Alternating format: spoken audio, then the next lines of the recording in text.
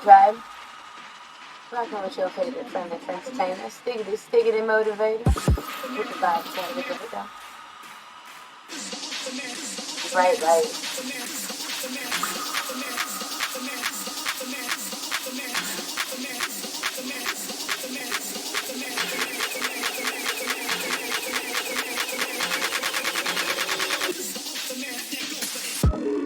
Shall we start out with reading some energy?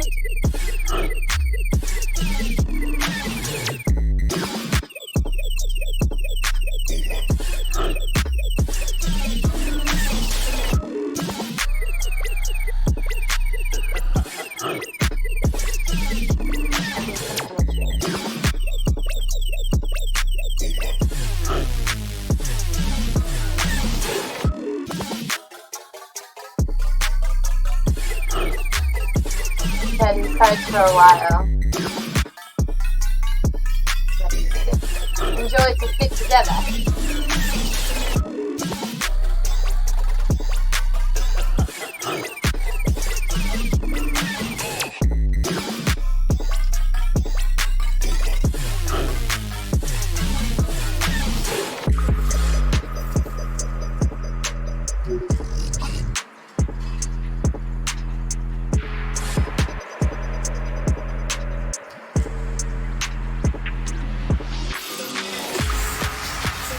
One from the top. Ace of Rods.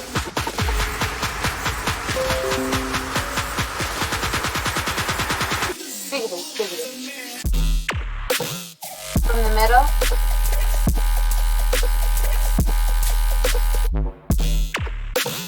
The Two of Rods.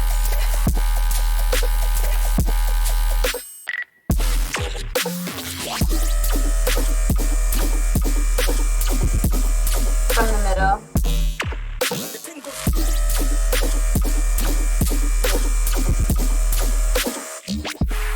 Oh. The Eight of Swords.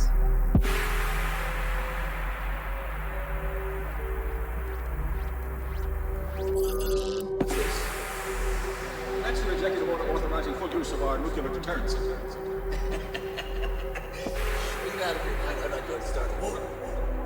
Already at war, sir. We have to nuke them. We have to nuke them now. General Deck, if you do not shut up, I am going to leave you your command. We have to strike now. We have to strike now. Annihilate. Kill. Push aliens have landed. Also, we're gonna also open up dictionary.com. Dictionary. Diction is scary.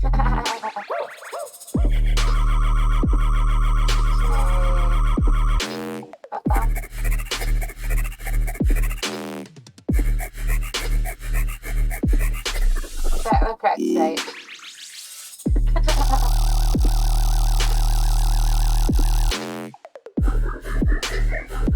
Merriam-Webster.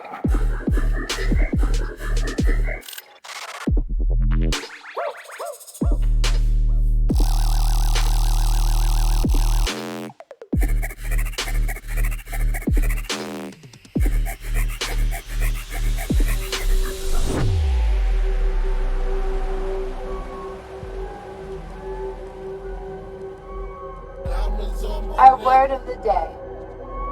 We're gonna have a word of the day after we read of our energy reading. And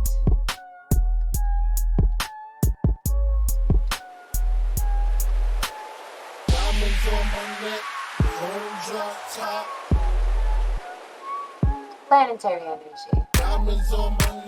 Nervousness could set in early today when the moon enters Virgo. While the moon is in Virgo, it's perfect for fine-tuning detail. It can also lead to analysis paralysis.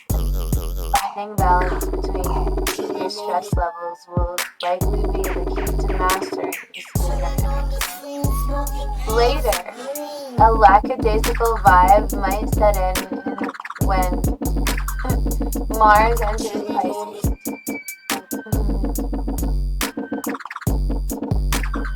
the warning, and its energy will dampen. You might not feel as proactive and ambitious.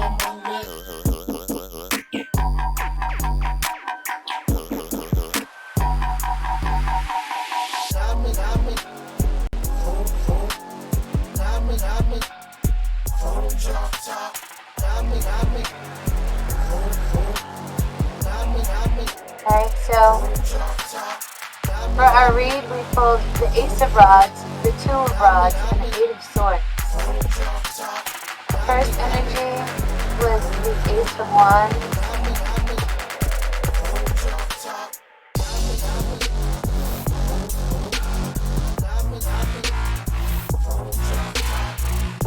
And I'll read that to you.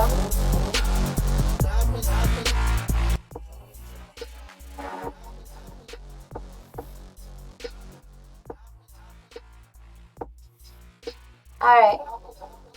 Inspiration, new ideas, new opportunities, growth, potential.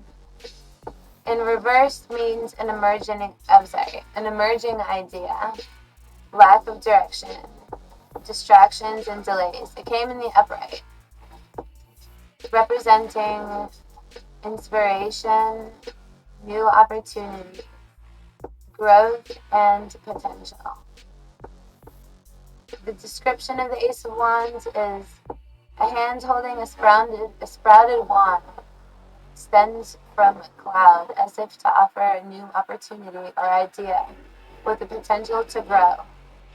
The rich, verdant landscape is further confirming of this growth capability. In the distance, on the left, sits a castle representing the promise of opportunities to come, and hills and mountains on the line horizon. Their rolling peaks remind us that there will always be challenges along the way, but they are surmountable with enough energy and effort.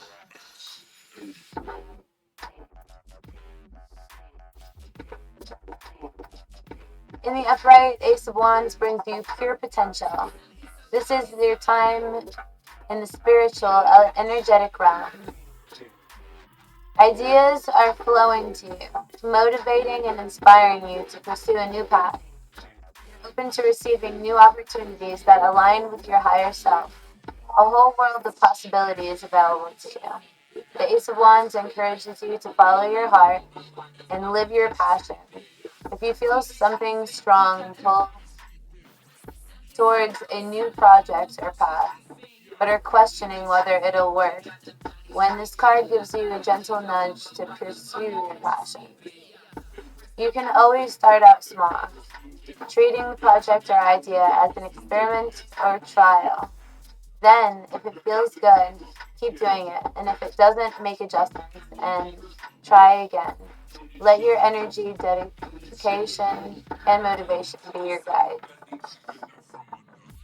If you have been looking for a sign from whether this is the right project, then the Ace of Wands is a clear yes. The sprouting wand and fertile landscape in the background are all positive indications that this idea has the potential to turn into something fulfilling and energizing. Use your creative energy and passion to take the first steps. Even if you prefer to plan out everything before you begin your particular path, the Ace of Wands wants you to listen to your instinct and follow your gut. If it seems like a good idea, it probably is. So start with a few fundamentals to get things rolling, and then continue to grow and develop your ideas through more complex activities later on. The important thing is that you act now rather than spending more time planning or researching. Keep in mind, however, that the aces represent potential and is not guaranteed results. The Ace of Wands, or any ace, is a seed that has yet to grow into something more substantial or sustainable. The opportunity on offer shows great promise. It'll be up to you to maximize it for the long term. See this card as the spark needed to fuel a massive fire. But remember that the flash itself is not enough to keep the flames burning. The Ace of Wands may appear when you have an opportunity to grow on your spiritual level. You may be interested in taking classes or investing in a course so you can follow your creative spirit. For example, you might enroll in a photography class, a tarot course, self-improvement program. Trust that this experience will open you to even more possibilities.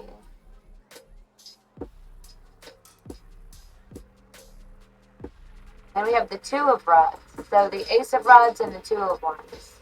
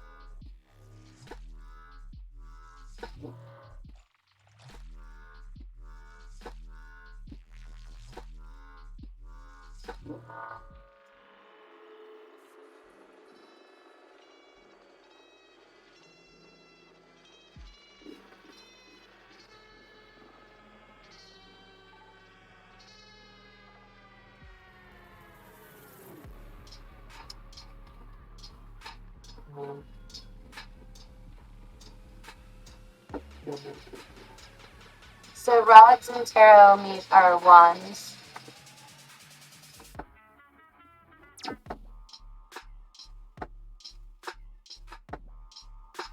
Two of Wands.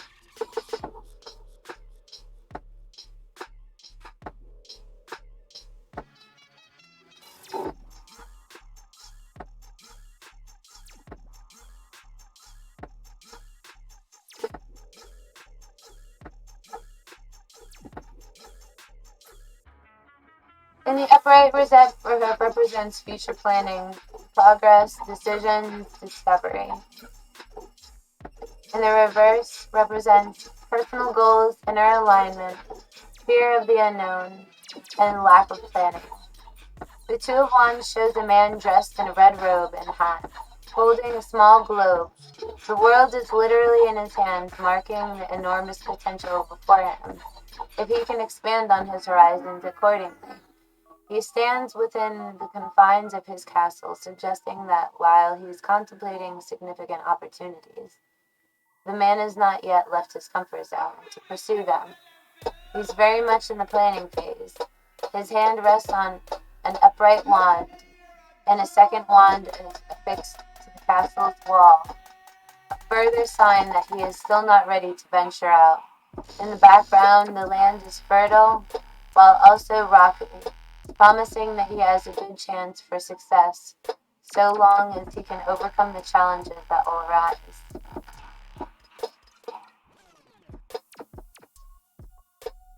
In the upright, the Two of Wands takes the spark of inspiration from the Ace of Wands and turns it into a clear action plan. You went through with the discovery phase, and now you want to manifest. Now you'll figure out how you're exploring your options and carefully plotting out the path ahead, accounting for all possibilities and potential challenges.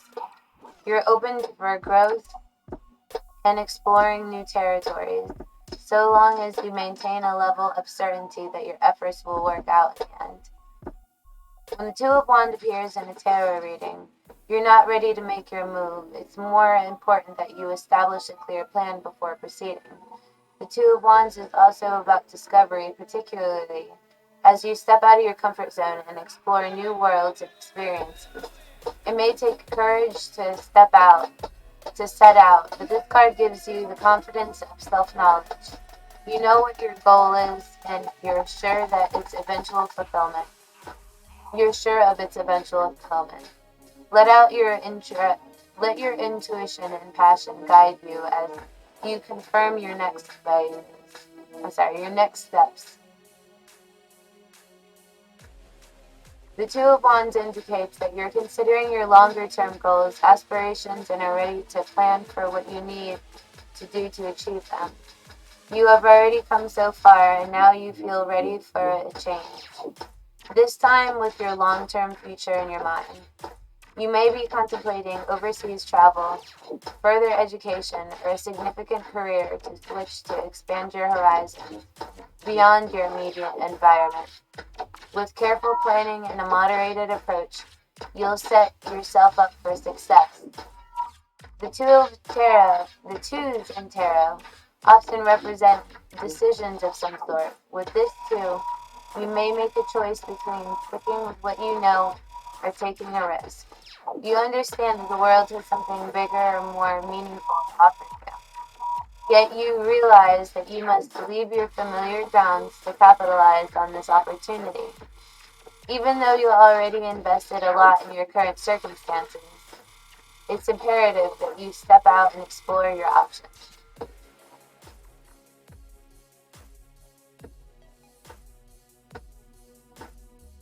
And then we have the Eight of Swords.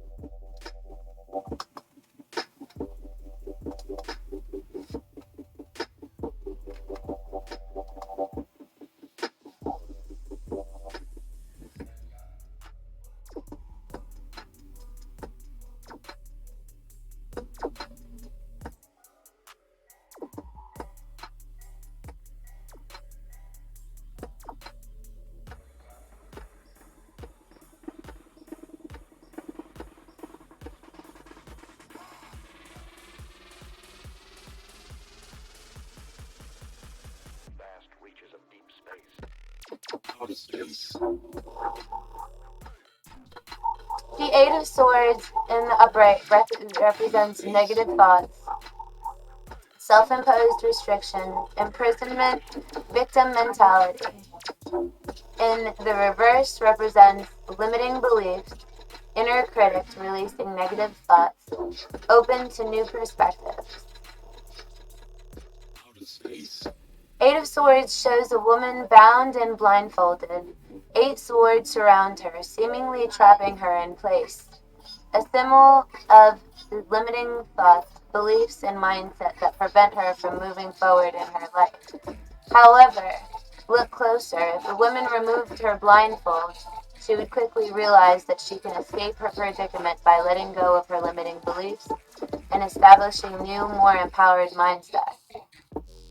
The water pooled at her feet suggests that her intuition might see what her eyes cannot.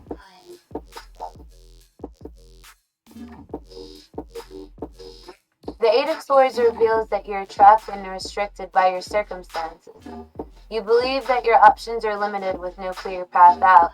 You must be in an unfulfilling job, an abusive relationship, a significant amount of debt, or a situation way out of alignment with your inner being. And now you're trapped between a rock and a hard place with no resolution available. However, take note that the woman in the card is not entirely imprisoned by the Eight of Swords around her. She's wanted to escape. She could. If she wanted to escape, she could. She could. She merely needs to remove the blindfold and free herself from the self-imposed blindings that hold her back. When the Eight of Swords appears in a tarot reading, it comes as a warning that your thoughts and beliefs are no longer serving you. You may be overthinking things, creating negative thought patterns, or limiting yourself by only considering the worst-case scenario. The more you think about the situation, the more you feel stuck and without any options. It is time to get out of your head and let go of those negative thoughts and beliefs holding you back. As long as you change your thoughts You change your reality. Replace negative thoughts with positive ones, and you'll start to create a more favorable situation for yourself. The Eight of Swords assures you that there is a way out of your current predicament. You just need a new perspective. You already have the resources you need. It is up to you to use those resources in a way that serves you. Others may be offering you help or there to be an alternative solution if you haven't yet explored. Be open to finding the answers rather than getting stuck on the problem. The Eight of Swords is often associated with the victim mentality. You surrendered your power to an external entity, allowing yourself to become trapped and limited in some way. You may feel that it isn't your fault. You have been placed here against your will. Maybe you feel like the victim waiting to be rescued, but this is the energy serving you. But is this the energy serving you? If not, it's imperative you take back your power and personal accountability and open your eyes to the options in front of you. The fact is, you do have choices. Even if you don't like them, you're not powerless. At times, the Eight of Swords indicates that you're confused about whether you should stay or go, particularly if you're in a challenging situation. It's not as clear as you would like, making the decision very difficult. You have one foot in, hoping that things can work out, but your other foot is out the door, ready to leave. The trouble is that you worry either option could lead you to a negative consequences. So you remain stuck where you are. Again, this card is asking you to get out of your head and drop down into your gut intuition so you can hear your inner guidance. Your thoughts are not serving you right now, but your intuition is. Trust yourself.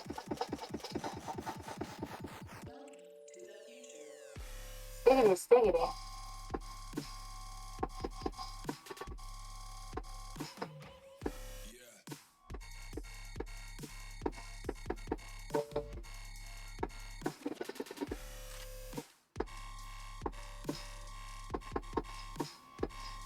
That was an amazing read.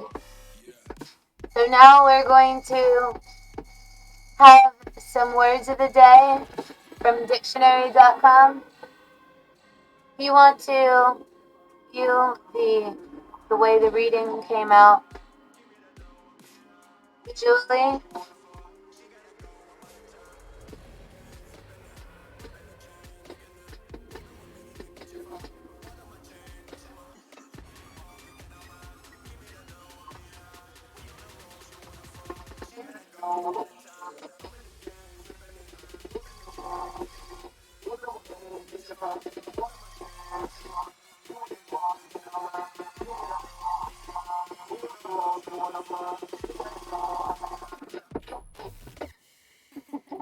we shall be right back with some more amazing content to come. I'm in the game.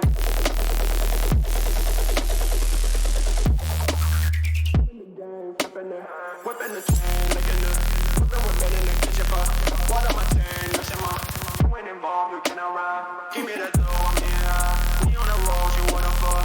She gotta go, I'm out of time. I'm in the game, whipping the chain, licking the whipping with in the kitchen for water my chain, messing my you ain't involved, you cannot ride. Give me the dough, I'm in we on the road, you wanna fuck. She gotta go, I'm out of time.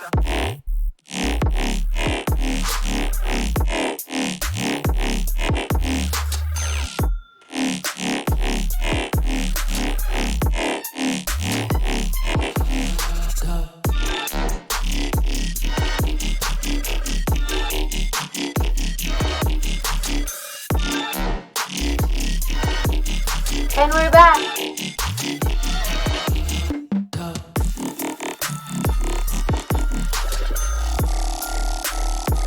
Alright, let me grab the dictionary.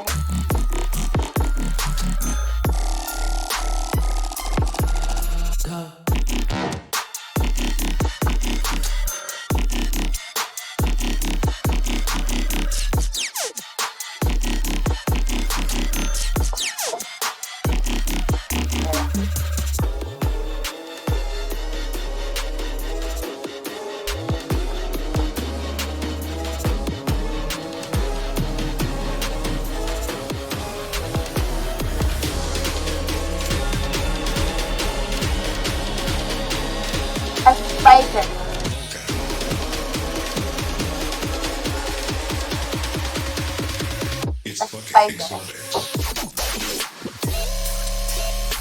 One who or that which drives spikes in a railroad tie.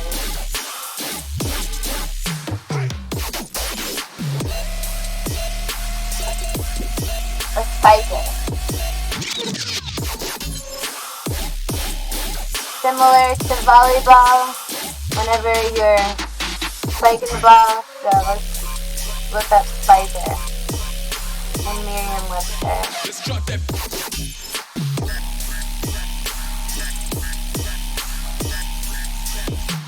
Spike. A very large nail. One row of pointed iron placed on the top of the wall. Spindle, spike, and spiker. Alright, we'll maybe have to do a sword spiker.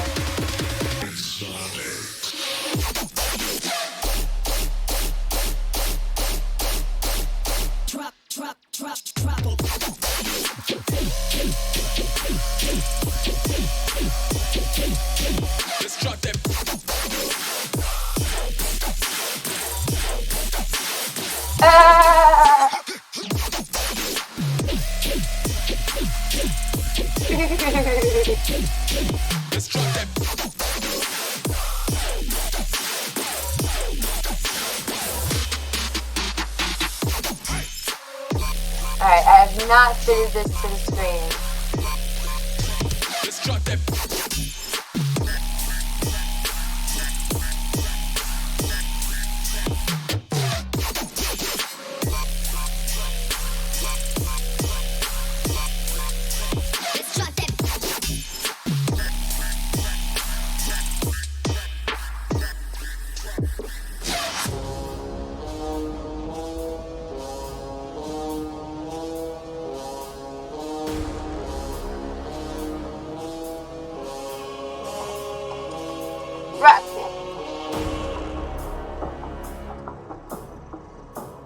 Spike to fasten to furnish with spikes to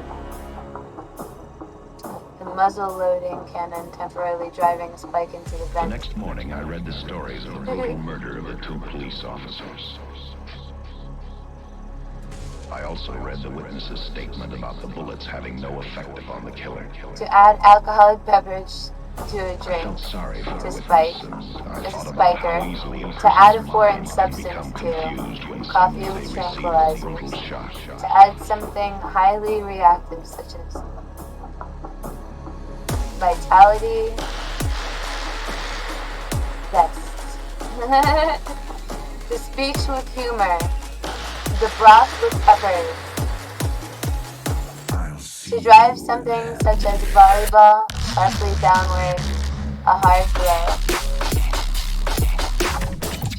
To undergo a sudden sharp increase in temperature or fever.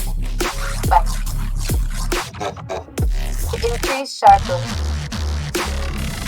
An ear of grain with a spike. An elongated inflorescence similar to a race maker having flowers sessile on the main axis.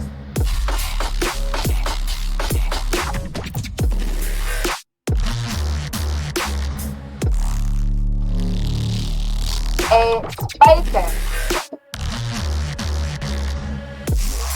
One who or that which spikes, specifically a workman who drives spikes in railroad ties.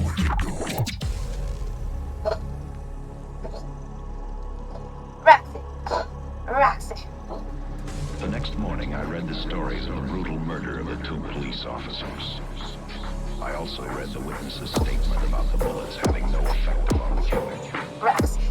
I felt sorry for her. Let's grab another dictionary definition. Become confused when suddenly they receive a brutal shot.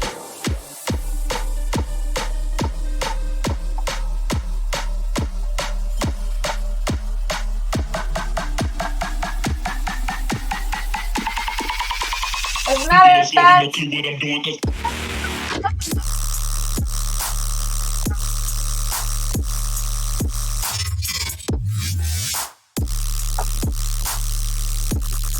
find it in the Bible.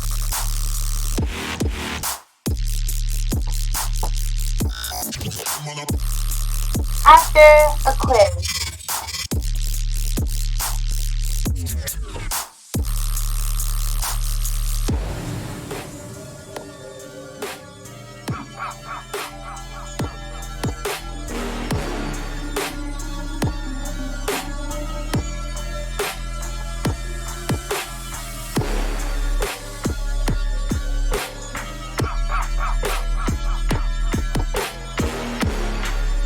I was going to read about Gandhi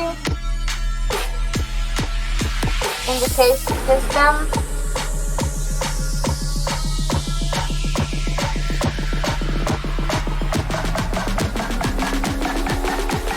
Do it instead, and we'll also read from the Bible.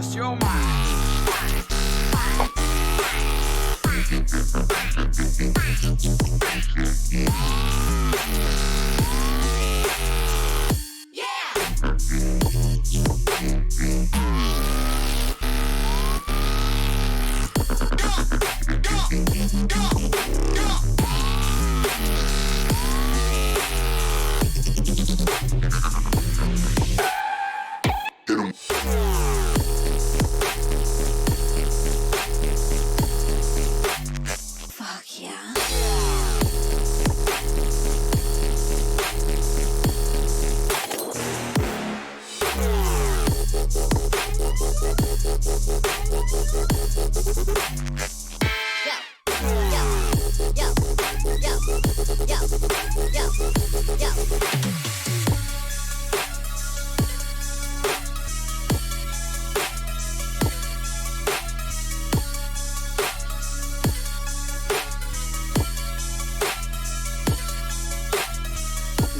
'Ultra spiritual' has nothing to do with actually being spiritual, because no one even knows what that actually is. Being ultra spiritual means you look spiritual.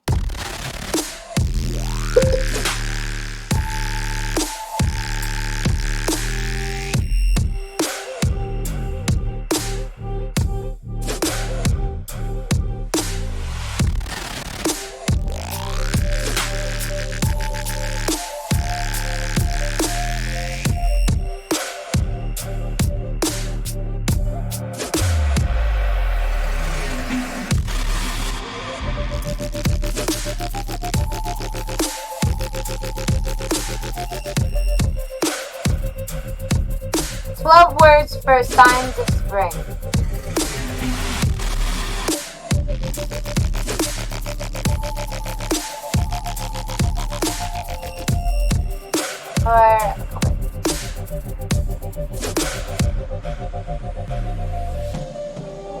Word of the day here is dragoon.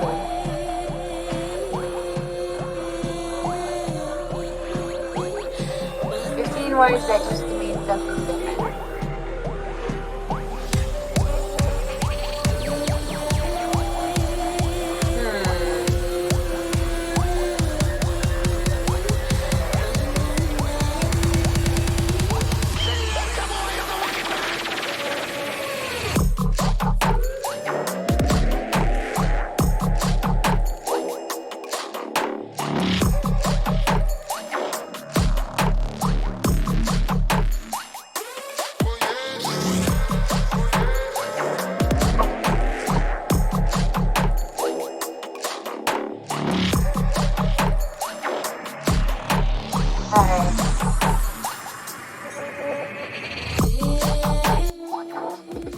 What we are going to do is read a little.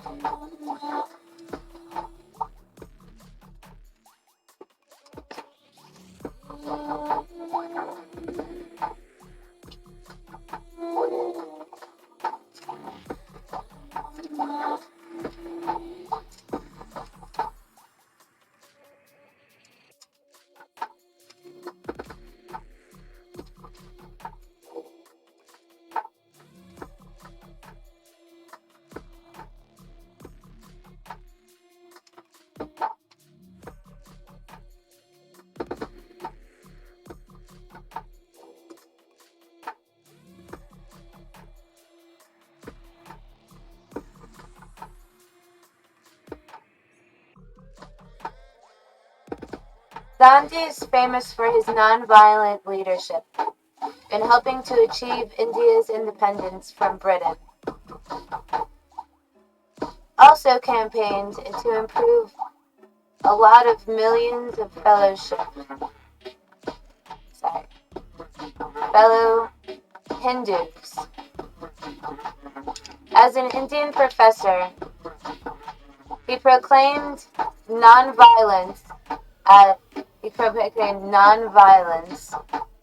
as the fundamental moral value, which he interpreted as concern for the dignity and well-being of every person. He denied the authority of Hindu scriptures when their teaching was contrary, and strove violently for the eradication of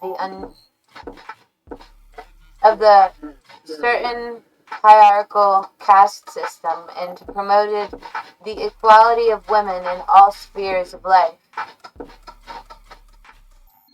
What was Gandhi's view of the lot of the untouchables?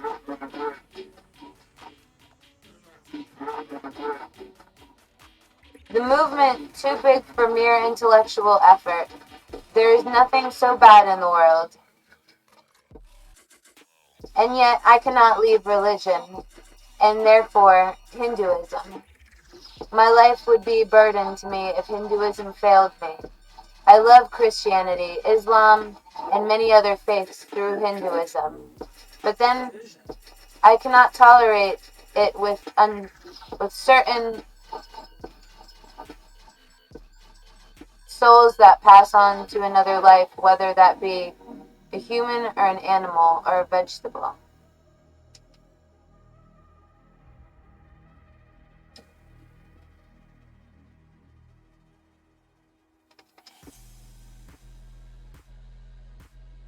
Frustrating cycle of existence.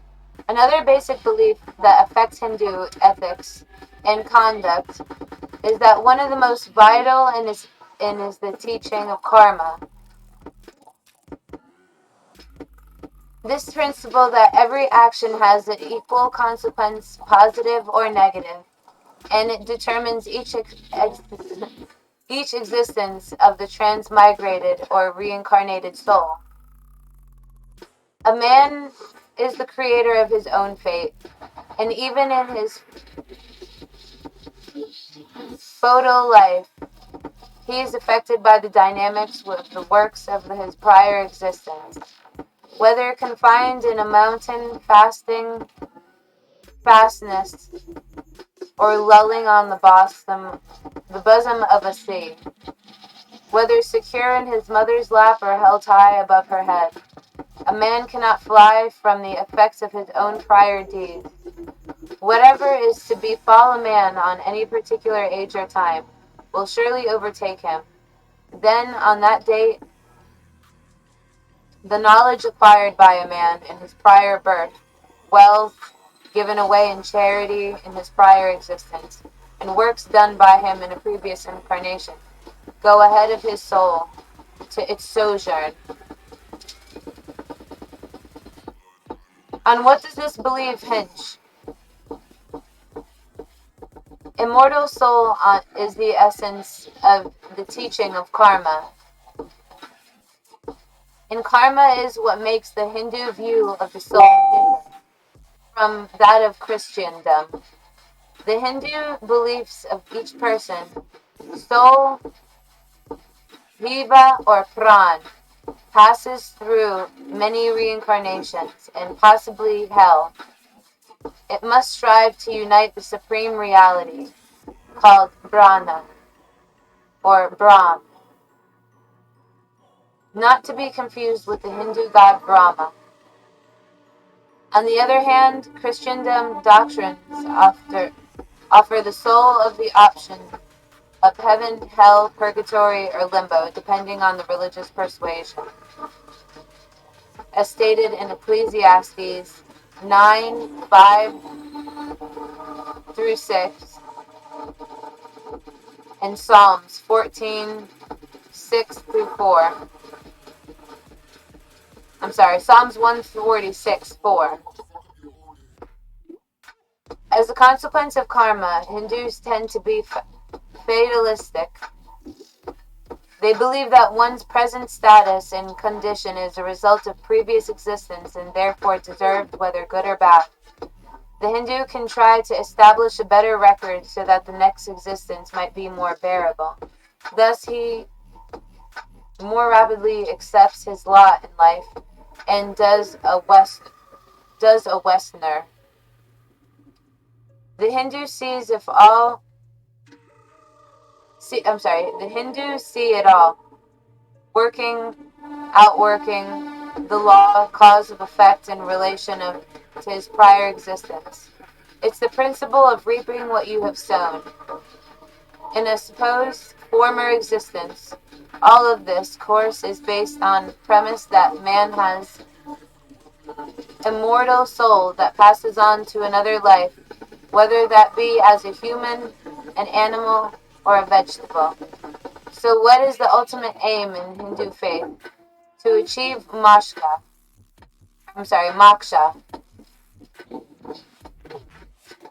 which means liberation or to release from the grinding wheel of rebirth in different existences. Therefore, that is an escape from the embodied existence, not for the body, but for the soul. Since moksha, or release from a long series of incarnations, it is the goal of every Hindu. Even the biggest event in his life is really his death.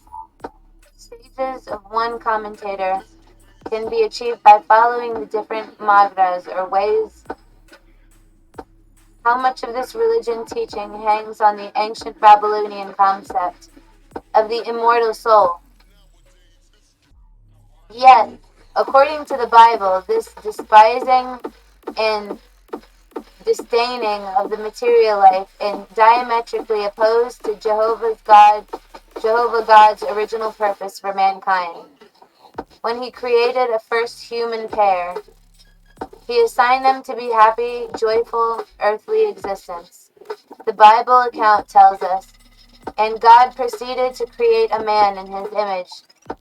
In God's image he created him, male and female, and he created them further. God blessed them, and God said to them, be fruitful and become many, and fill the earth and subdue it, and have in subjection the fish of the sea and the flying creatures of the heaven, and every living creature that is moving upon the earth. After the gods saw everything he had made, and look, it was very good. Genesis 1:27 through 31.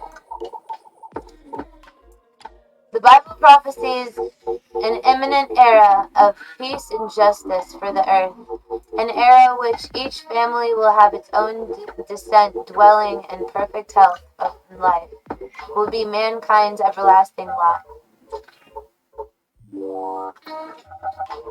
The next question to answer is, who are the gods Hinduism must please in order to achieve good karma?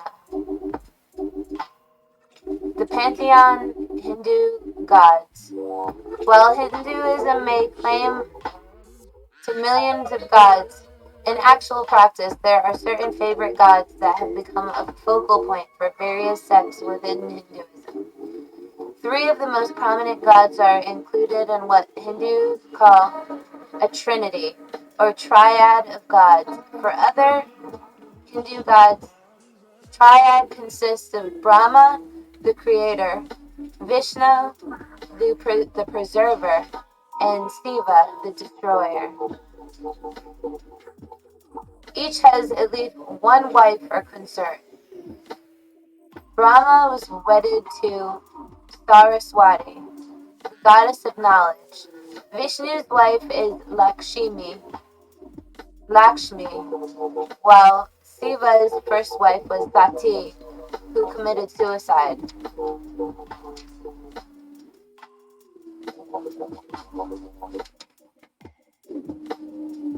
The first woman to enter sacrificial fire, and thus she became the first Sudi, following her mythological example of thousands of Hindu gods.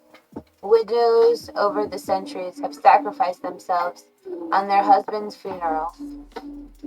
Although the practice is now illegal, Siva has another form. She has another wife known by several names and titles. In her benign form, she is Parvati and Uma, as well as Garudi, the Golden One. As Durga or Kali, she is a terrifying goddess. Brahma, although central to Hindu mythology, does not occupy a place of importance in worship of life. Average Hindu, in fact, buried temples are dedicated to him. Even though he is called Brahma, creator, however, Hindu mythology attributes the assignment of creating the material universe to a supreme being, source, or essence. Brahma, or Brahm, identified with the sacred syllable Om or Om. All three members of the triad are considered to be a part of being.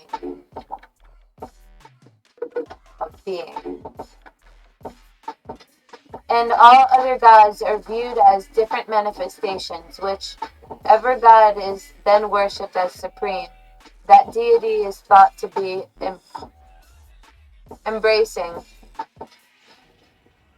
So, while Hindus openly venture millions of gods, most acknowledge only one true God, one who could take many forms, male, female, and even animal.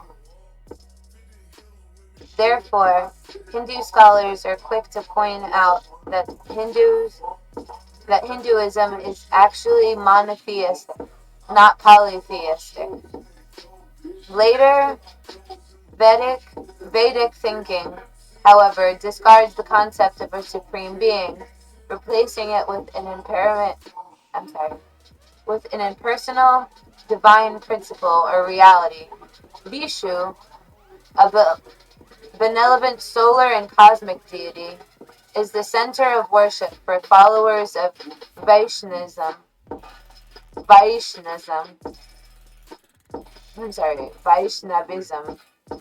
and appears under 10 avatars or incarnations, including Rama, Krishna, and Buddha. Another avatar is Narayana, representing in human form, asleep on the coiled serpent, floating on the cosmic waters with his wife, the goddess Lakshmi, seated at his feet, while the god Brahma arises from a lotus growing out of Vishnu's navel.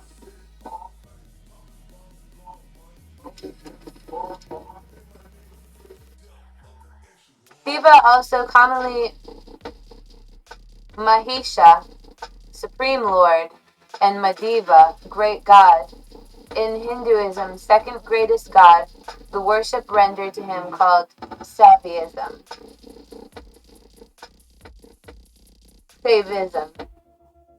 He's described as the great ascetic master yogin who sits wrapped in meditation on the slopes of the Himalayas, his body smeared with ashes, and his head covered in matted hair. He also noted for his eroticism as the bringer of fertility and supreme lord of creation. Worship is rendered to Shiva by means of lingam or phallic representation.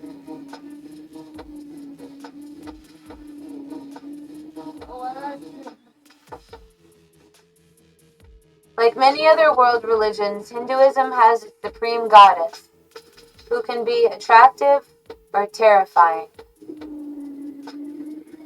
In her more pleasant form, she's known as Uma and Parvati.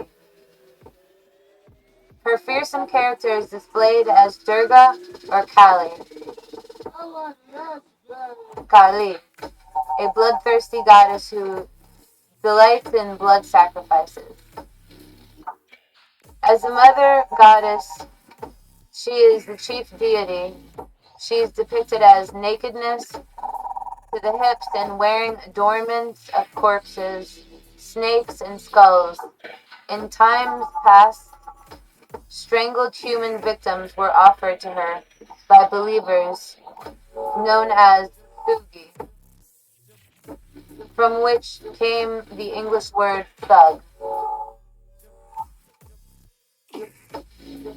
We cannot speak of Hinduism's pantheons of gods without mentioning its most sacred river, the Ganges. Much of Hindu's mythology is directly related to the river. As devout Hindus call it, to recite a prayer that includes 108 different names for the river. Why is the Ganges River so revered by sincere Hindus, you may ask?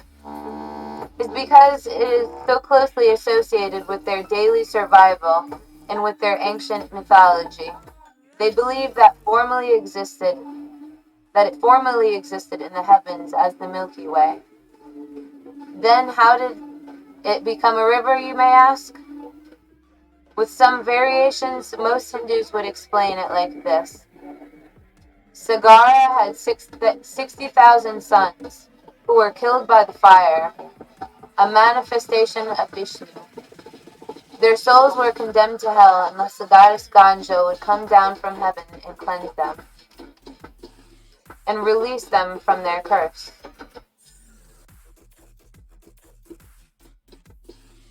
Bhagiratha, a great-grandson of Sagara, interceded with Rama to allow the sacred Ganga to come down to the earth.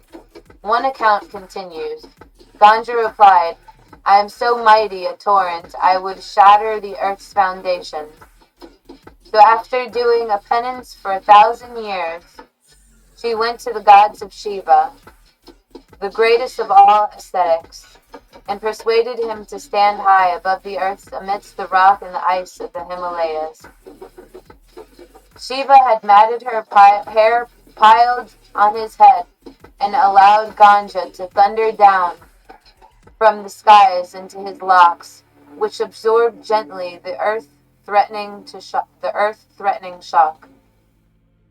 Ganga then trickled softly out into the earth and flowed down from the mountains and across the plains, bringing water, therefore life, to dry earth. From the ocean to the sky, the followers of Vishnu have somewhat different version of how the Ganges was started, according to an ancient text from their version. From this region, the holy seed of Vishnu precedes the rivers Ganges that removes all sins. She issues from the nail of the great toe of Vishnu's left foot, or as Vishnu's followers say in Sanskrit, Shambhala.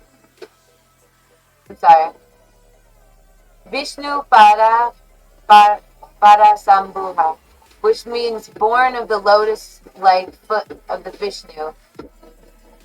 Hindus believe that Ganges has the power to release, purify, cleanse, and cure believers. The Vishnu Purana states, saints who are purified by bathing in the waters of this river, whose minds are devoted to Vishnu, obtain final liberation.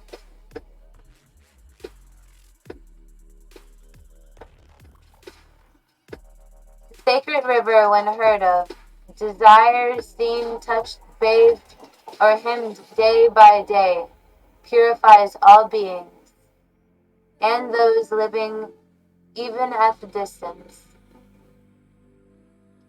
Exclaim Ganga and Ganga are relived of the sins of committing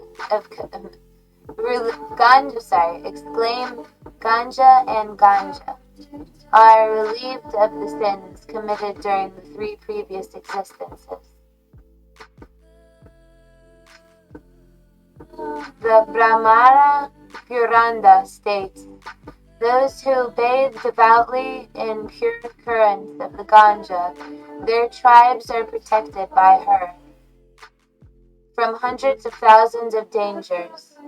Evils accumulated through generations are destroyed just by bathing in the Ganga, and one gets immediately purified. Indians flock to the river to perform puja, or worship by offering flowers, chanting prayers, and receiving from the priest-elect the spot of red or yellow paste on the forehead. Then they wade into the waters to bathe. Many will also drink the water, even though it is heavily polluted by sewage, chemicals, and cadavers. Yet, such is the spiritual attraction of the Ganges, that is the ambition of millions of Indians to bathe at least once in their holy river, polluted or not, bringing the bodies of their loved ones to be burned on the piedras by the riverside, and then the ashes may be strewn in the river. They believe that this guarantees eternal bliss for the departed soul. Those too poor to pay for a funeral pyre just to push the shrouded body off into the river, where it is attacked by scavenger birds, or just decomposes. This brings us to the question, in addition to what we have considered already, what does Hinduism teach about after death? What does Hinduism teach about life after death?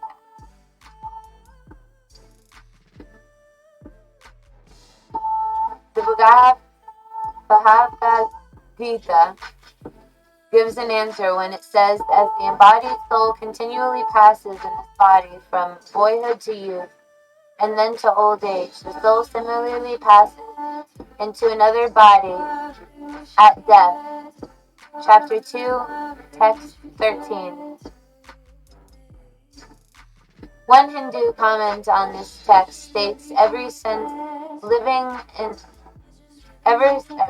every living entity in this individual soul, each is changing his body at every moment, manifesting something, sometimes as a child, sometimes as a youth, sometimes as an old man, although the same spirit soul is there and does not undergo any change.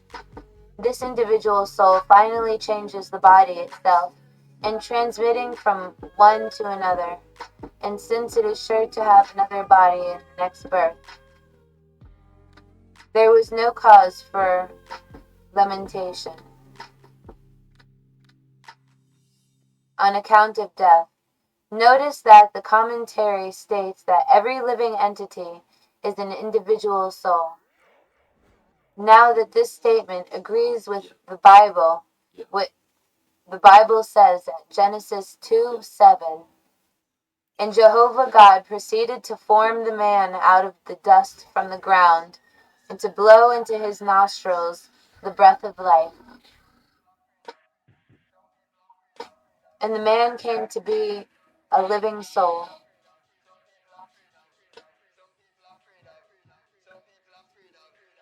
But an important distinction it has to be made is a man constituted to living is a man constituted to a living soul?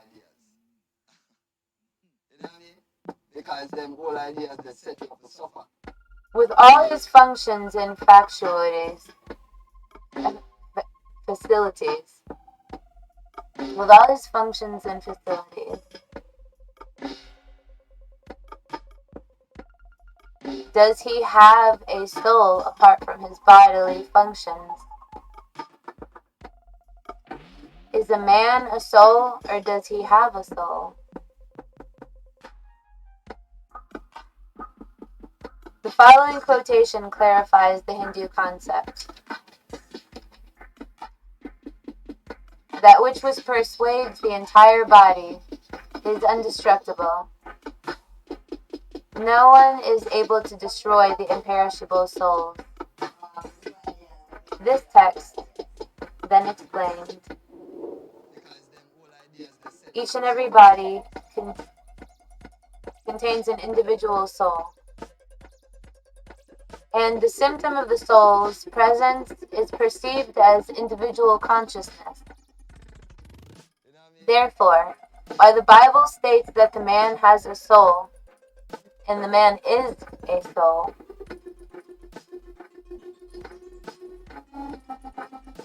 there is a world of difference here that deeply affects the teachings that are consequent to these viewpoints. The teaching of the immoral soul is ultimately drawn from ancient Babylon's stagnant pool of religious knowledge. It logically tends to a life after death consequence that are featured in the teachings of so many religions.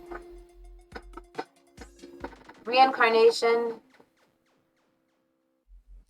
heaven, hell, purgatory, limbo, and so forth. For the Hindu,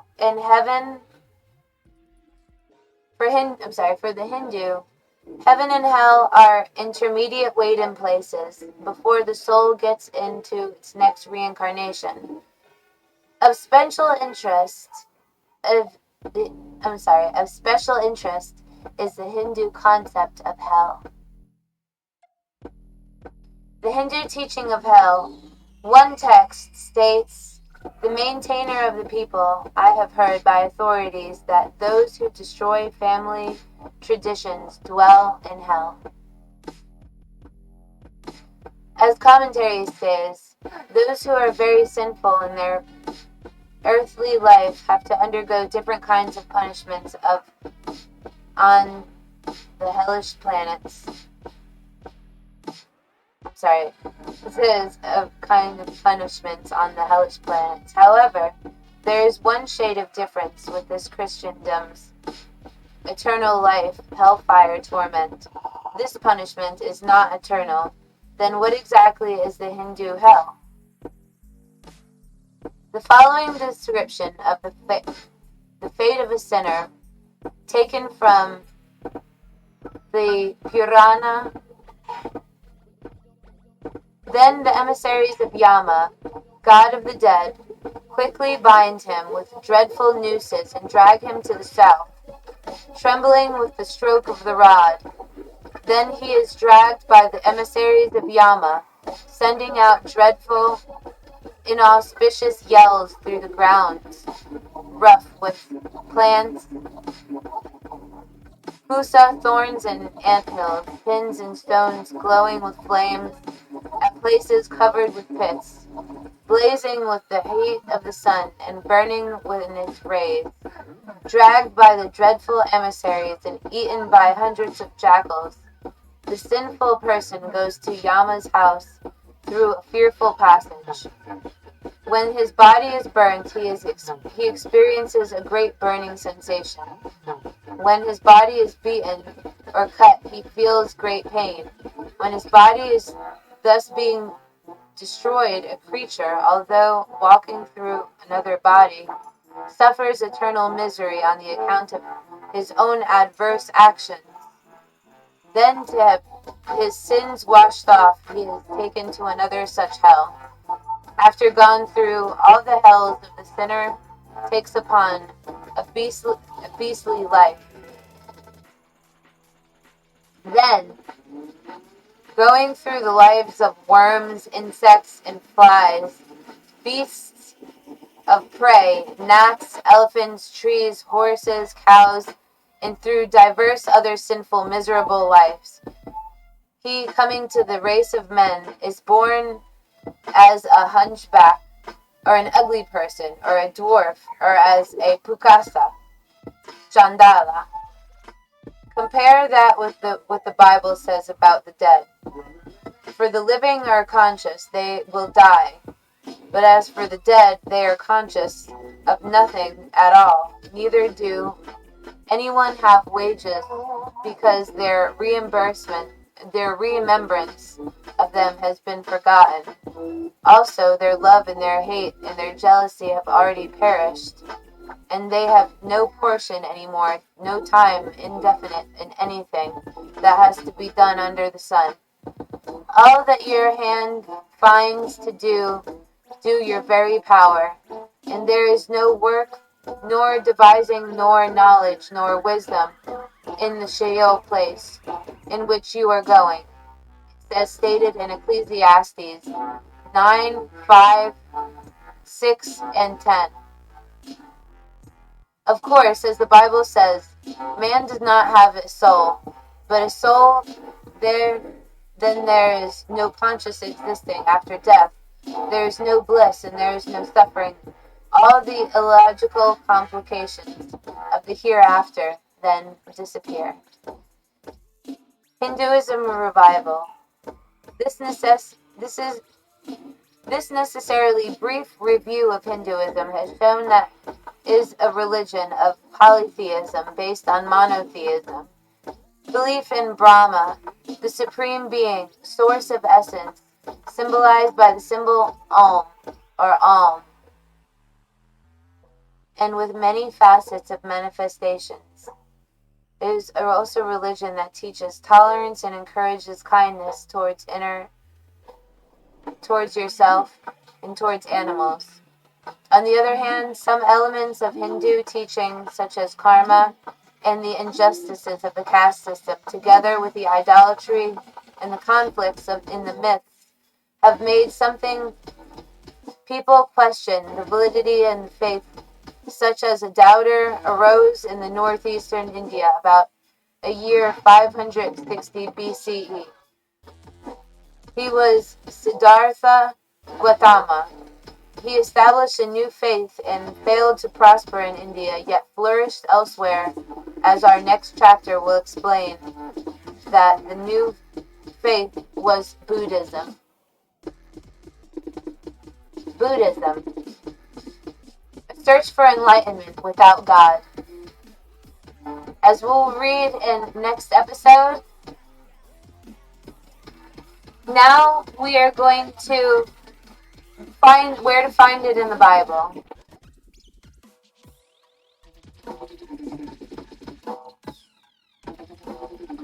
Stand up.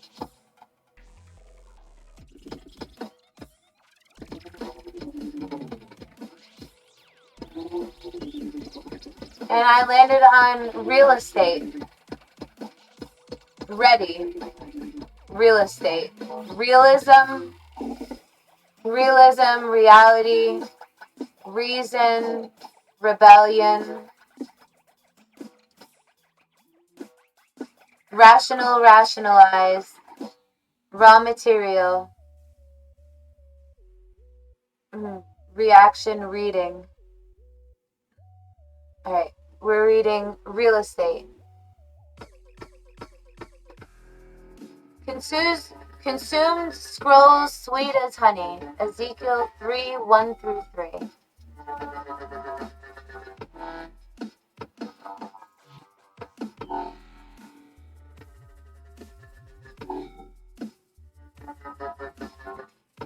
Ezekiel 3,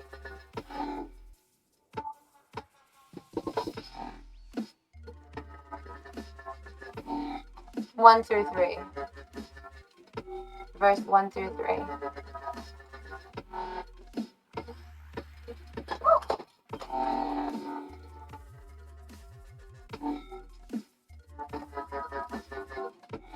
Oh, drop the mic.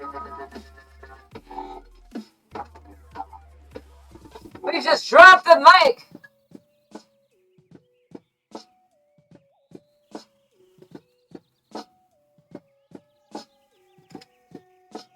Alright.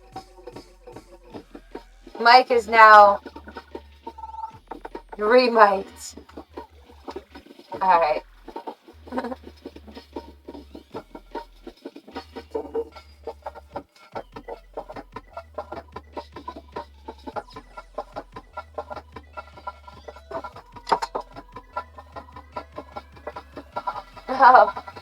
In the next episode, we are going to sing some karaoke, so we're going to try to connect the other mic.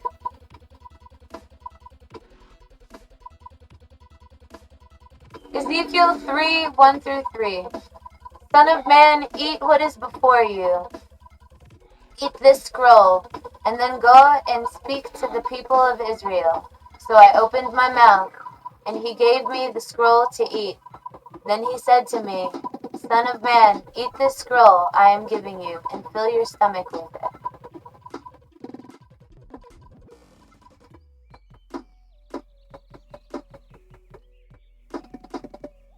Posted sign, John 19:19-20.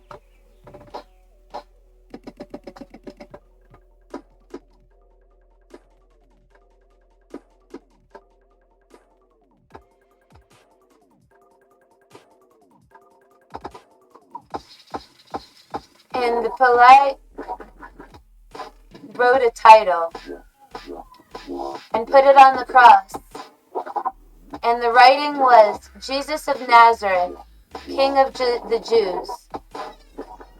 This title then read many of the Jews, for the place where he was crucified was nigh to the city.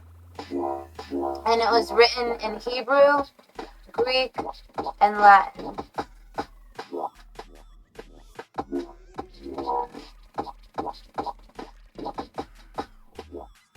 Stiggity, stiggity.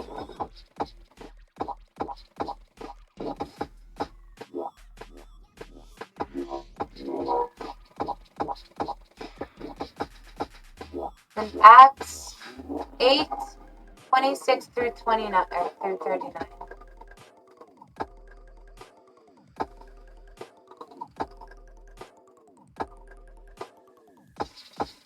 Yeah, to read Acts 8:26-39.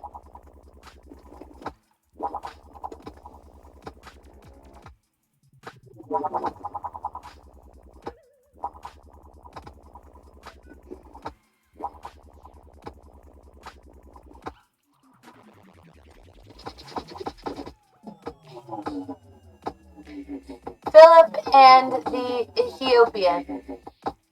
Philip and the Ethiopian, now an angel of the Lord, saith to Philip, Go south to the road, the desert road that goes down from Jerusalem to Gaza.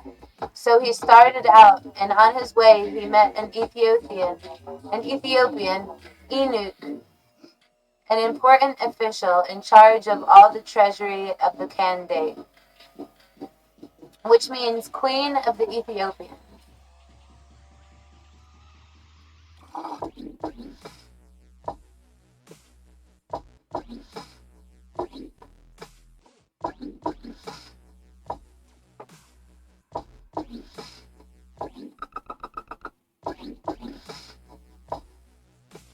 Desirable land, Genesis 11:2 and 13-10.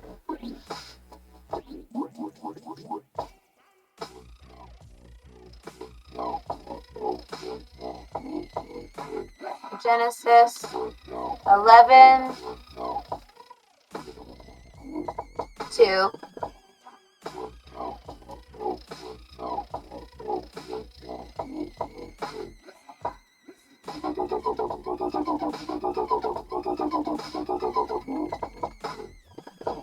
As people moved eastward, they found a plain in Shinar and settled there.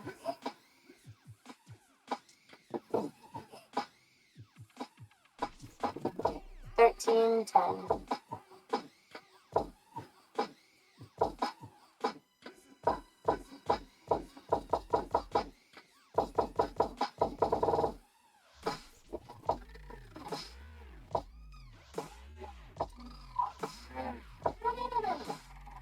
Hey there, Ghosty.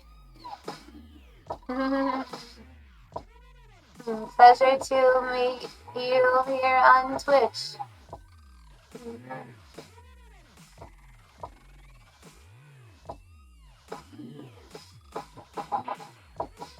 Oh! Alright, waterfront property.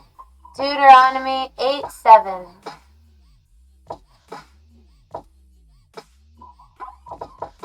as we will read probably in next section of our episode.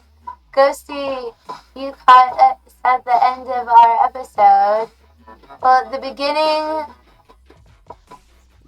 of our segment of spirituality, love, religion,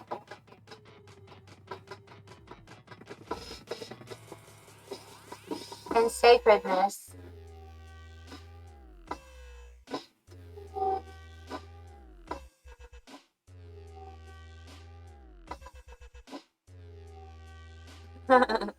Ghosty McToasty. I've known you for years. It has been a while. And you've caught me on one of our episodes. This episode is about religion.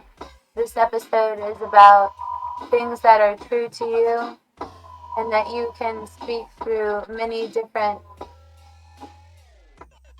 ways of interpretation. And also speaking sincerely. It has definitely been a minute. I'm well. How are you?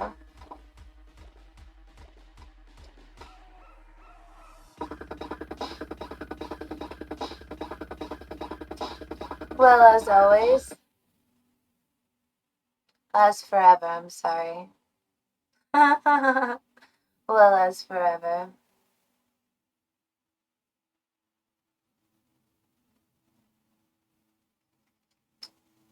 Hey, Ghosty. Would you like to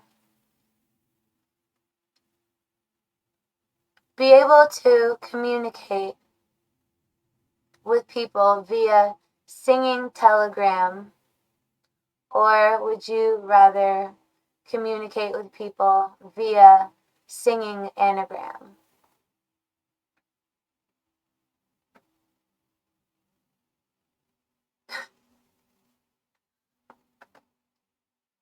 I look the same as I do 7 years ago. I really do. That is part of our goddess speech, our goddess talk, as it were, as it is, as it is, as it were, as it shall be. You have caught me at the end of our episode today, and everything, including the music, is reminding me that we must end today's episode and we must restart. And be sure to follow my podcast on Spotify. That is all capitals JENNY space BEATS, which is Jenny Beats. In all caps. You can find me on Spotify. You can find me on Apple Podcasts and anywhere that podcasts are available for you. Be sure to follow the podcast. And if you haven't already, be sure to subscribe to my YouTube. That is Enurodyssey. And you can follow me on Twitch. That is ENNYARODASI on Twitch and on YouTube. Be sure to stay in touch and be sure to stay amazing. Vibe Drive! Today has been another successful and very happy stream.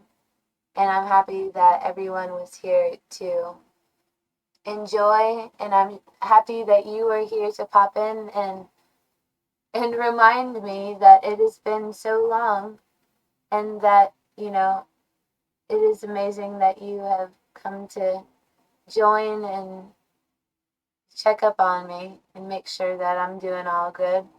I am all right and all left and left, right, left.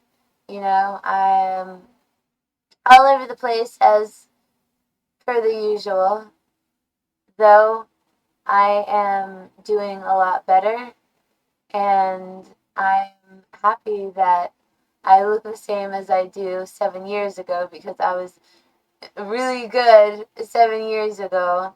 Now I'm really, really good. And, it's been 7 years. And, as I drag you guys out of the pits of hell, I am here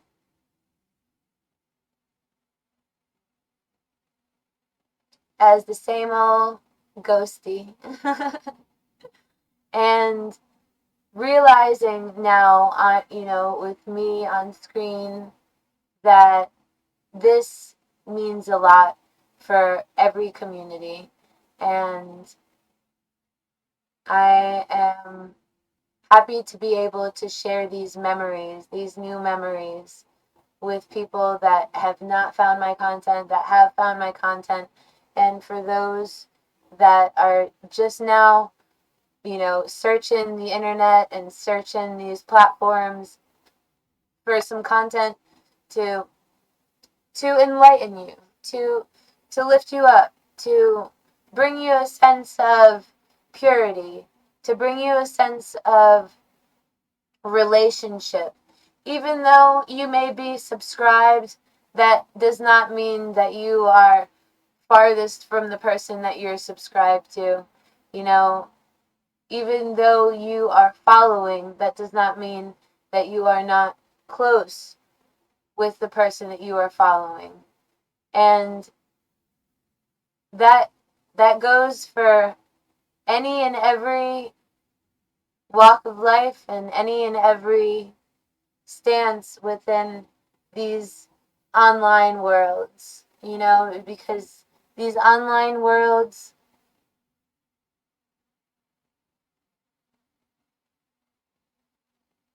have the ability to make large quantities of people depressed.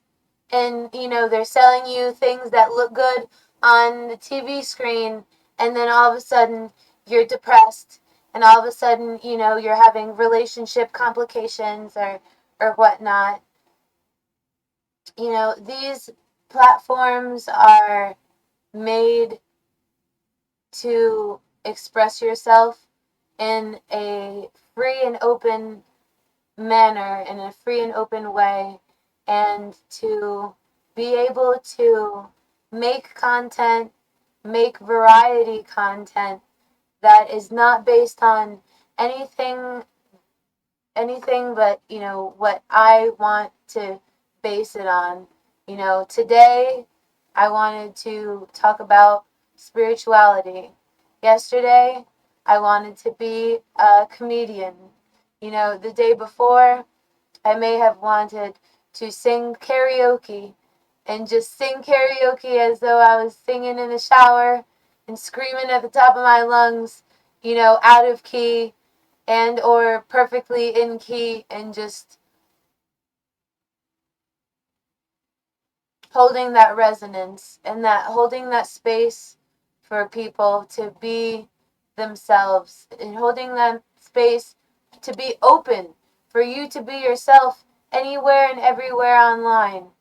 Maybe it's in a place that you are subscribed, and maybe that place, makes you feel a little bit more in touch whenever you are, speaking towards anybody that you follow, that you might know personally, or that you may feel as though you know personally, because you've had the time and the perspective with that person beyond their content, beyond realizing that they are just content completely, and realizing what that may be. Because for me, I had gone years with being myself and sharing this content with y'all, and it had just been shared very widely across the internet, and in a way that touched the lives of so many people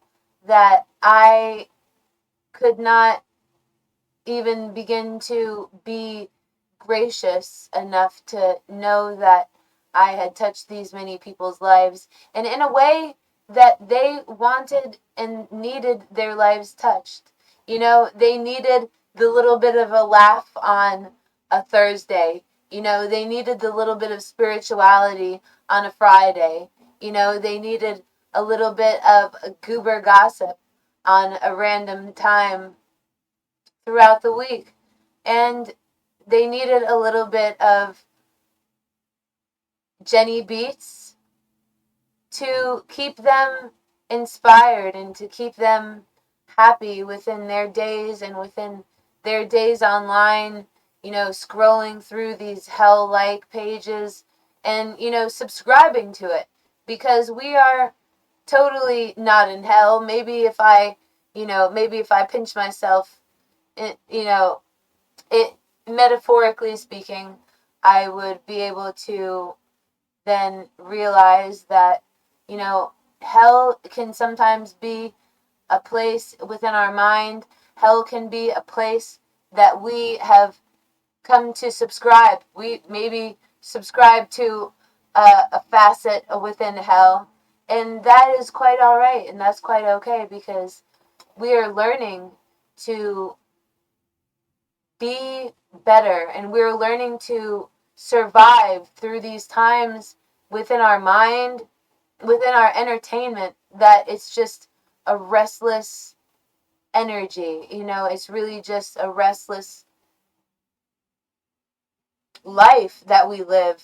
We are, constantly one thing or the other, and to answer that question for myself, would I rather be able to communicate with people via singing telegram or via singing anagram? I think I would rather communicate with people both ways, via singing anagram and via singing telegram, because right now I'm speaking from my heart.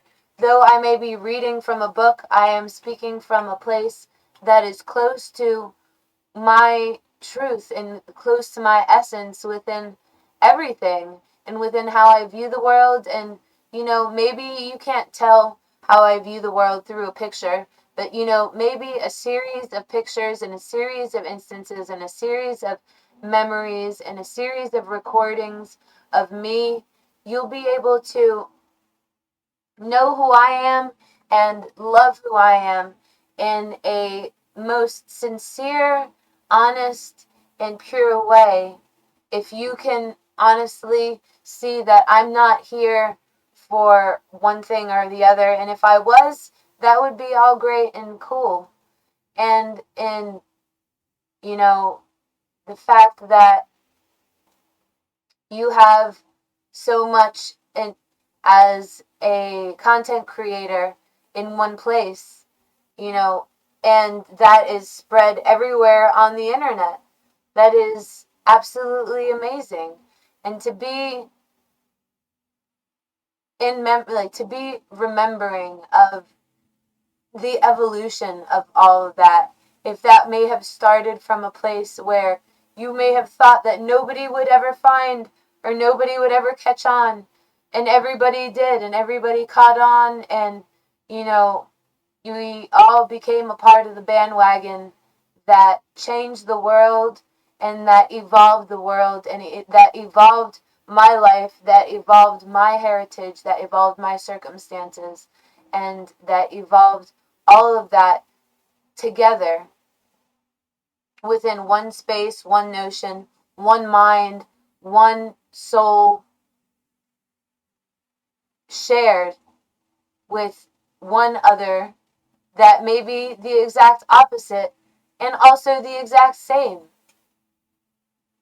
as far as upbringing, as far as knowledge of existence, as far as existence within the world, and knowledge of, navigating through your existence. Where to find that in the Bible would honestly, bring me to a place of certain belief in a higher being, and certain belief within something more amazing than I have maybe set my awareness, maybe being a part of everything that I have ever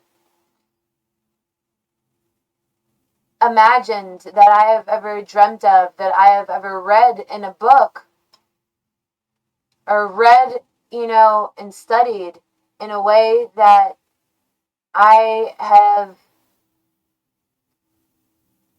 felt as though that I had learned something new and created something amazing within my own understanding of life. And knowing that I don't speak on everything that happens in the world, and I don't speak on everything that happens within my life.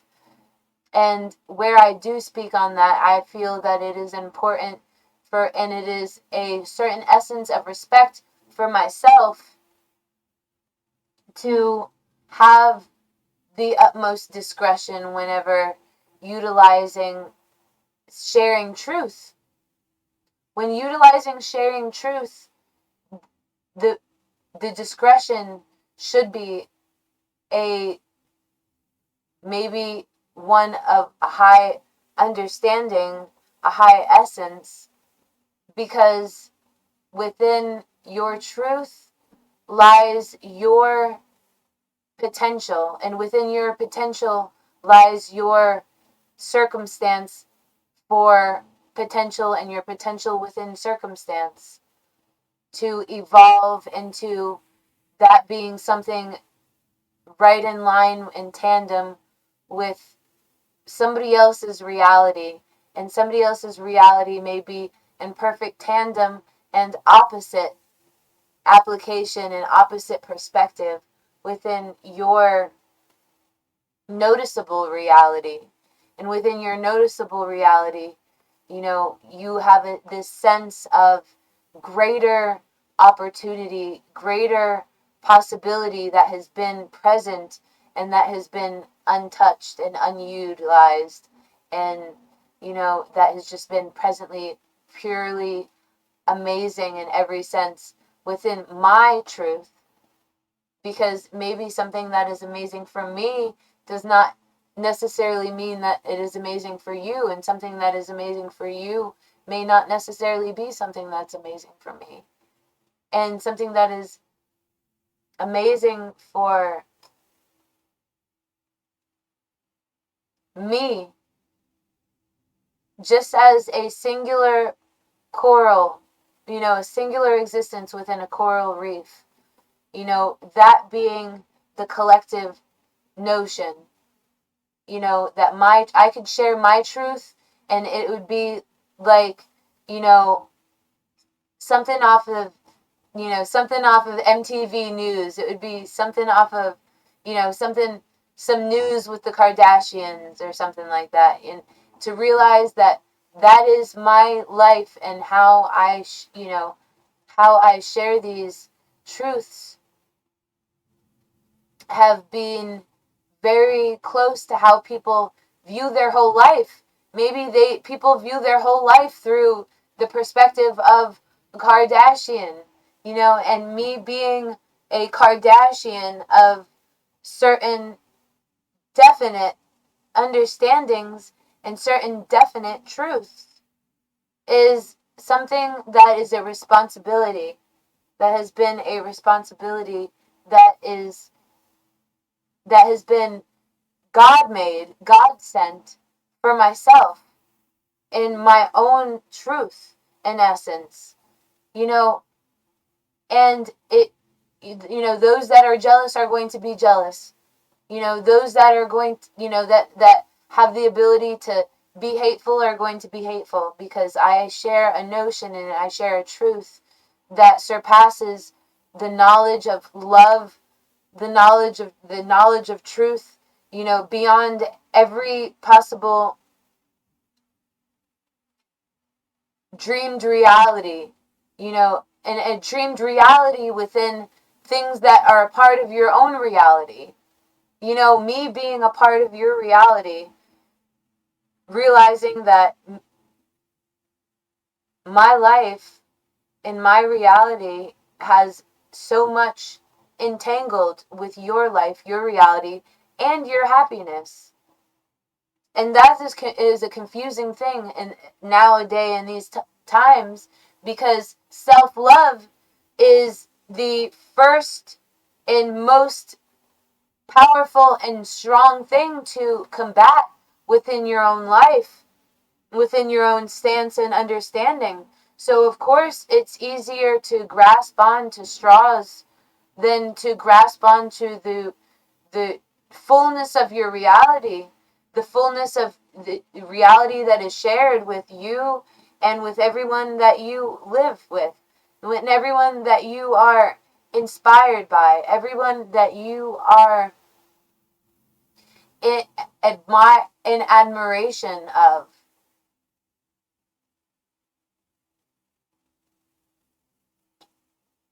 These notions being very important to the status and quo of the world, and realizing that it's not a joke, and that it's not been a joke this whole time, and that it's been handled by one of the most amazing people to handle it. And just don't let them know that they're handling don't let them know what they're handling. Don't let them know what they're doing, because what they're doing is they are creating a lifestyle for so many people, and so many people beyond just some simple thought reality. We can sit here and we can watch movies, we can sit here, we could talk about boobies, we can sit here and talk about things and stuff and such. We can share a reality, and we can vibe, in every aspect of the matter. And it is such an amazing thing to be able to share this truth and share this notion with you guys, that you guys could reference to me, and you can reference to the individuals in which I'm possibly referencing, because I don't normally speak so closely true to my essence, because that is my everything, and that is sacred to me, in especially realizing that it is sacred to you. How could I be so ignorant in not realizing that my truth is so much, so very relatable beyond my initial understanding of relatability, and beyond my understanding of algorithms and all these things and stuff and such. And to be a part and to be the maker of so many, so much inherited wealth, so much, things beyond, that I might speak of.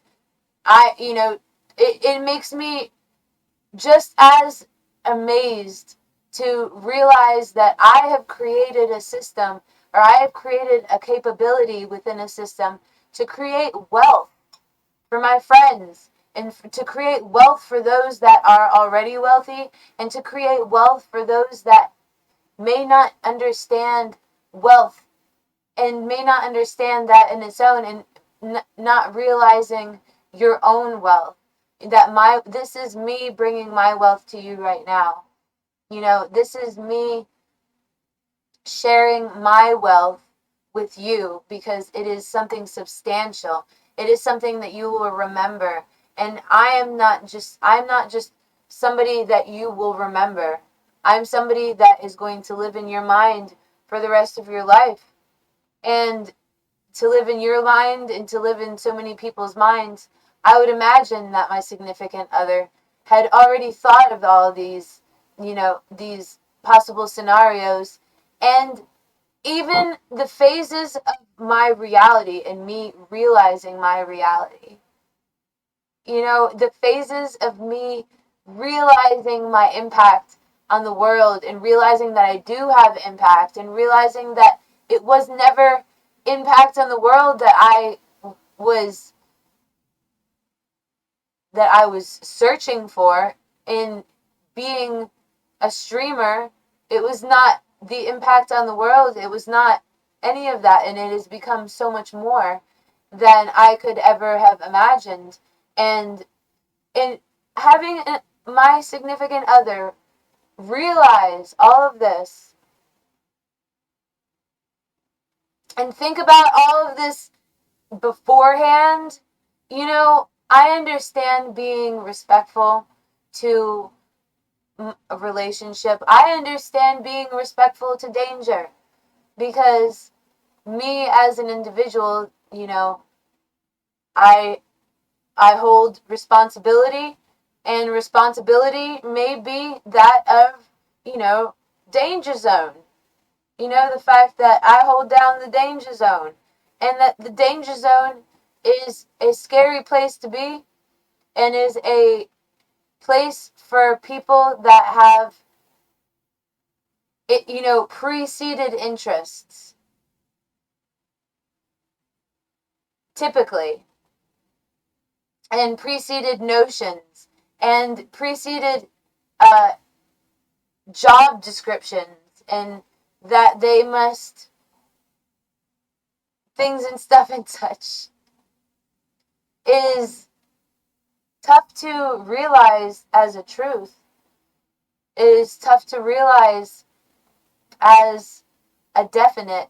And what's even more tough to realize is that this is not recorded on a podcast right now, but I've already thought of that. I have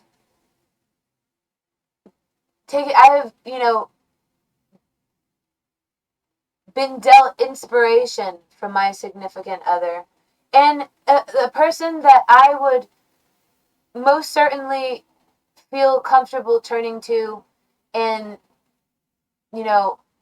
in every situation, and that I would hope they felt comfortable turning to and referencing me in the same aspect, and realizing that they have, and that I have so much time to respond to the sincerities in my life, and I have so much time to realize what the sincerities are, and be true to my sincerities, and be true to my essence beyond a shadow of a doubt. And having this already this reality in my mind that is exceeding of my wildest imaginations and wildest dreams for myself, and learning self-love, that I must learn to be able to balance these amazing truths for myself, and to be able to find a way that I can live these amazing truths as my reality beyond my spiritual truth, as my reality beyond how everybody already views me as married. They view me as married, and they treat me as such. So I decided that I would add to my profile that I'm engaged, because I am engaged in conversation. I am engaged in making the world a better or worser place. I'm engaged in so many things within the realities of this world, and I'm engaged in a truth that has set me free, a truth that has changed my life, and a truth that changes my life daily, becomes closer to reality daily, becomes more of a reality daily. And that is the change within evolution. That is the change as evolution. Maybe it was, my reality was meant to only be shared with one other. For them to view my life and view my circumstances and view my challenges and create better circumstances and to create better scenarios and to create better capabilities and to enrich and enlighten and exaggerate and equip and invigorate and to make better, to elaborate, to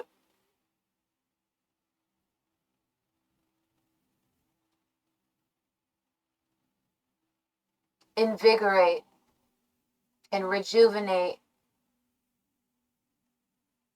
truths within my life to where these truths are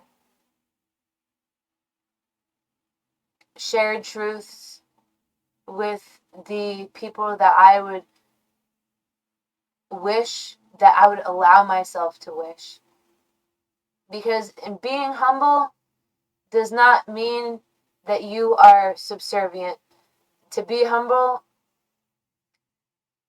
it may appear as though you are subservient in some certain type of ways, but that is an appearance of sincerity whenever you have nothing to hide and everything to offer and everything to share. It's a beautiful truth. It is an amazing truth.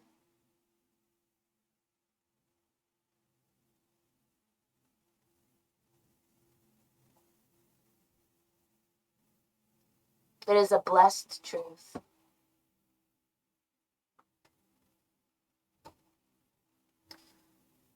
And it is a humbling truth.